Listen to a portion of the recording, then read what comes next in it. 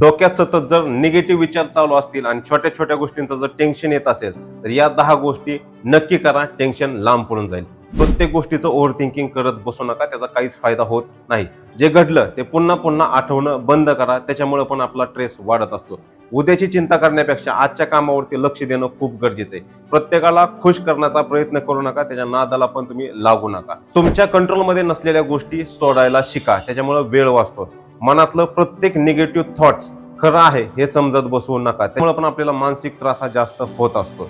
एकटे बसू नका. एकटे बसल्यामुळे सतत तेच विचार आपल्या मनामध्ये येत राहतात. स्वतःला व्यस्त ठेवा कामांमध्ये किंवा लोकांमध्ये. इतरांच्या आयुष्याची तुलना करणं बंद करा.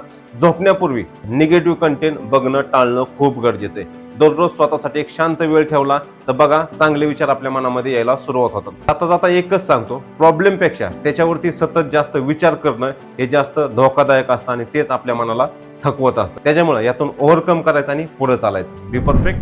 Let's begin.